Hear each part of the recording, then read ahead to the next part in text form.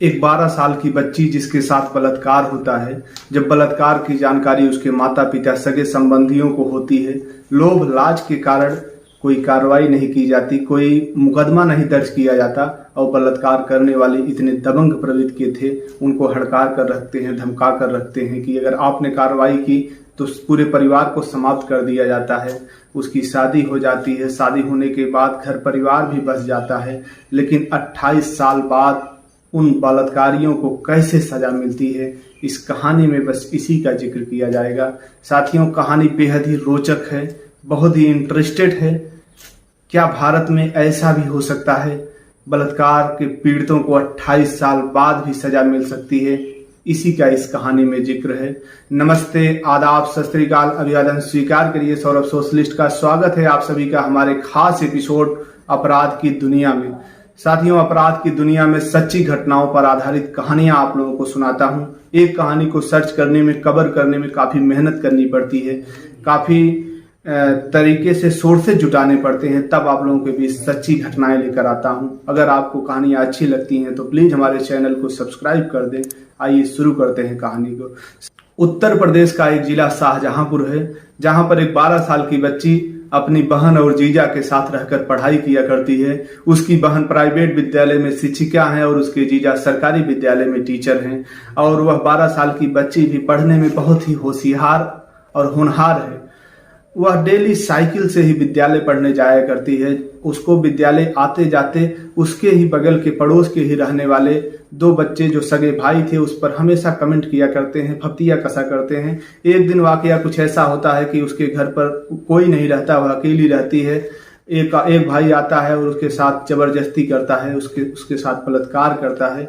बलात्कार की घटना वह जाकर अपने छोटे भाई को बताता है। अगले दिन वह मौका देखकर वह भी उसके साथ बलात्कार करता है। यह प्रक्रिया चल ही रही थी और उसको डराते हैं, धमकाते हैं, अगर तुमने किसी से बताया। अब 12 साल की बच्ची, उसको कितनी समझ है, उसको बताते हैं कि अगर तुमने कभी किसी से कुछ बताया तो तुम्हारे जीजा, तुम्हारे दीदी, पूरे परिवार को समाप्त कर दिया जाएगा। बेटी डर के कारण, सहम के कारण कभी किसी से कुछ बताती नहीं है। उसके साथ क्या हो रहा है, कैसे हो रहा है, उसको कुछ समझ में नहीं आता।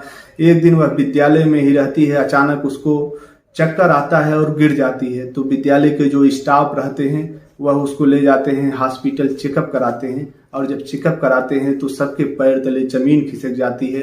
12 साल की बच्ची जो 3 महीने की प्रेग्नेंट बताई जाती है, जब यह बात पता चलती है उसके दीदी को, उसके जीजा को, सबके होश उड़ जाते हैं। वह उससे पूछने लगते हैं, डॉक्टर के पास ले जाते हैं, बोलते हैं कि कुछ बताइए कैसे किया, क्या करना होगा, इसका एबॉर्शन कर दीजिए। डॉक्टर बताता है कि अभी इसकी उम्र बहुत कम है, अगर एबॉर्शन करते हैं तो बच्ची को जान का खतरा है, यह खत्म भी हो सकती है, इसलिए एबॉर्शन नहीं हो सकता, बच्चा इसको पैदा ही करना पड़ेगा। उसके बाद पंचायत बैठती है, घर परिवार वाले और जो दोनों बलात्कार के आरोपी थे वो लोग भी आते हैं, लेकिन वो लोग इतने दबंग प्रवृत्ति के थे, दबाव बना करके किसी तरीके से इस मामले को समाप्त कर दिया जाता है। घर परिवार वाले भी सोचते हैं, नात रिश्तेदार भी कहते हैं, अगर आपने मुकदमा किया, कुछ किया तो बेटी की जिंदगी है बर्बाद हो जाएगी, कौन इससे शादी करेगा, इसलिए इस मामले को दबा दिया जाता है। उसके बाद वह बेटी 12 साल की जो थी वह बच्चे को जन्म देती है और वह जो बच्चा उसका पैदा होता है उसको चोरी छिपे किसी पहचान वाले व्यक्ति, एक दंपत्ति था जिसको बच्चा नहीं हो रहा था, वह बच्चे को ले लेता है। बच्चे को लेकर पालन पोषण करने लगता है, सब कुछ ठीक ठाक चल रहा था। यह घटना जो बलात्कार की घटना थी यह 93-94 की घटना थी, सन 1993-94। उसके 5-6 साल बाद जब वह बालिग होती है, सन 2002 में इसकी शादी कर दी जाती है, घर गृहस्थी बस जाती है, सब कुछ ठीक ठाक चल रहा है, कहीं कोई दिक्कत नहीं थी। उधर इसका जो पहला बच्चा था जो बलात्कार से पैदा हुआ था वह भी एक दंपत्ति लेकर, उनके बच्चे नहीं थे, वह पालन पोषण कर रहे थे। और इधर इसका शादी विवाह हो गया, गृहस्थी ठीक ठाक चल रही थी। लेकिन कहानी में अब एक नया मोड़ आता है कि जो बच्चा इसका पहला था, बलात्कार से पैदा हुआ था, जो कोई सगा संबंधी लिया था, उनके पास बच्चे नहीं थे, अब उनको बच्चा हो गया था। जब उनको बच्चा हो गया तो इस जो बच्चे को गोद लिए थे इसको आए दिन वो लोग प्रताड़ित करने लगे, ताने मारने लगे, तरह तरह की बातें गांव में होती हैं। उसको मतलब डेली जलील किया करते थे, एक नौकर की तरह व्यवहार किया करते थे। वह बच्चा परेशान रहने लगा, वह भी 16-17 साल का हो गया था। और इधर जो इसकी शादी हुई थी जहां पर, इनके आदमी को भी इन्हीं के घर वाले, इन्हीं के गांव से किसी से पता चलता है कि जब यह छोटी थी तो इसके साथ ऐसी ऐसी घटना, बलात्कार की घटना घटित हुई थी, इसको एक बच्चा भी हुआ था। यह घटनाएं कहाँ छुपने वाली हैं? अच्छाई भले न फैले, लेकिन बुराई जो होती है, जो बातों दबाई जाती हैं, वो बहुत तेज फैलती हैं। जब इनके पति को पता चलता है तो वह कहता है कि तुम लोगों ने हमारे साथ धोखा दिया, हमको बताया नहीं कभी ऐसा।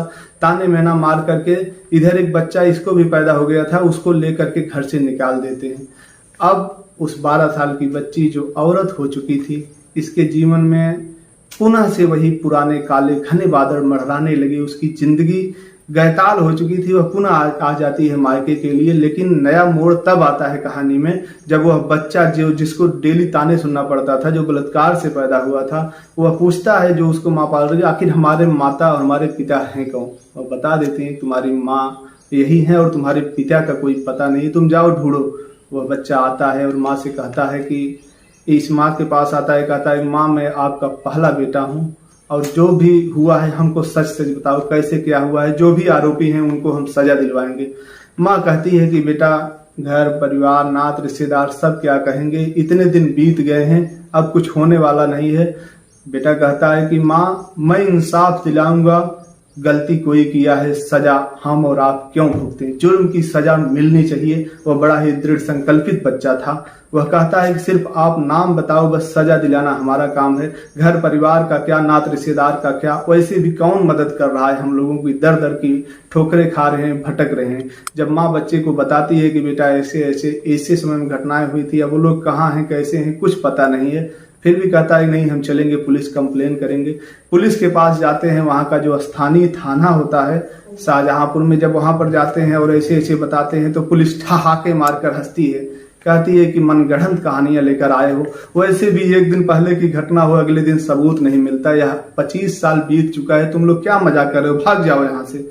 पुलिस भगा देती है जैसे आम व्यक्ति के साथ करते हैं। उसके बाद एसपी ऑफिस में जाते हैं, वहां से भी कोई सुनवाई नहीं होती है। यह दोनों दर दर भटकते भटकते 1.5-2 साल बीत जाते हैं, तब इनको कोई बताता है। वहीं के एक वकील रहा करते हैं मोहम्मद मुख्तार खान साहब। मोहम्मद मुख्तार खान साहब के पास ये लोग जाते हैं, अपनी पूरी घटनाएं बताते हैं। वकील साहब को घटनाएं सच्ची लगती हैं और दिल पर लगती हैं, लेकिन उनको भी मतलब यकीन नहीं हो रहा था। बोल रहे थे कि 25 साल पहले कौन सा हम केस बनाएंगे, कौन सा गवाह ढूंढेंगे, कौन कैसे कहाँ है, कहाँ से पता करेंगे। लेकिन उसके बाद भी वकील साहब कहते हैं ठीक है, अगर यह सच्चाई है तो इस केस को मैं लड़ूंगा और आरोपियों को 100% सजा दिलाऊंगा।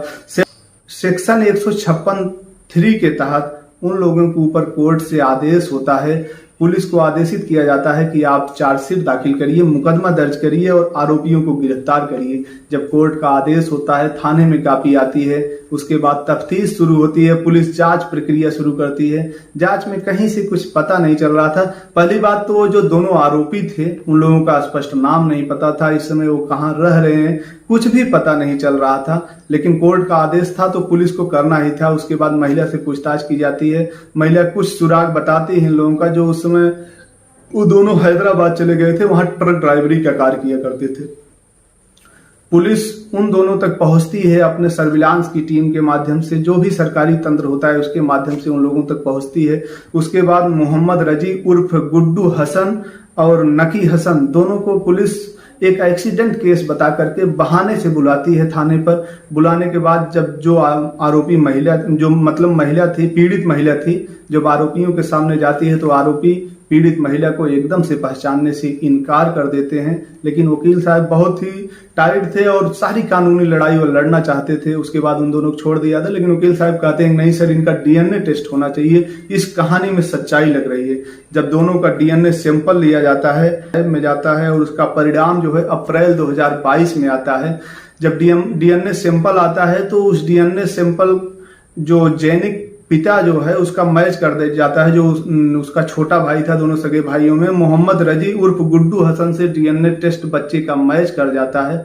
वह जैनिक उसका पिता घोषित होता है। उसके बाद तब तक वो दोनों आरोपी गायब हो चुके थे। उनका पुनः पुलिस पता लगाने के लिए, खोजने के लिए निकलती है। उसके बाद फिर तमाम सर्विलांस टीमें और तमाम सरकारी तंत्र के माध्यम से मोहम्मद रजी उर्फ गुड्डू हसन को गिरफ्तार कर लिया जाता है। धाराओं में उस पर मुकदमा चलाया जाता है, जेल भेज दिया जाता है। लेकिन जो उसका बड़ा भाई था वह भी आरोपी था, भले उसका साबित नहीं हुआ लेकिन आरोप तो साबित हुआ, दोनों ने बलात्कार किया था। नकी हसन को पुलिस अभी तक पकड़ने में नाकाम है। साथियों, इस कहानी को, इस घटनाक्रम को सुनाने का उद्देश्य किसी को परेशान करना नहीं, किसी की भावनाओं को आहत पहुंचाना नहीं, बस आपको सचेत करना है, आपको जागरूक करना है। जो भी महिलाएं, जो भी बच्चियां पीड़ित हैं, उनको हौसला मिलेगा कि देर भले होगी, अगर आप कानूनी लड़ाई लड़ेंगे तो आपके साथ इंसाफ होगी। बस अंत में यही कहूंगा कि अगर उसी समय इन लोगों के ऊपर लोभ लाज छोड़ करके अगर कानूनी कार्रवाई हुई होती, अगर मुकदमा दर्ज हुआ होता, तो आज यह बच्ची शायद इसकी जिंदगी कुछ और होती। जो एक बलात्कार से पैदा हुआ बच्चा, फिर उसके बाद एक शादी विवाह के बाद बच्चा हुआ पैदा, दोनों को लेकर भटक रही, पूरी जिंदगी बर्बाद हो गई। तो इसलिए हमेशा सचेत रहें, सतर्क रहें, जागरूक रहें। मिलते हैं फिर किसी नए वीडियो में इसी तरीके से, तब तक के लिए दीजिए इजाजत। जय हिंद।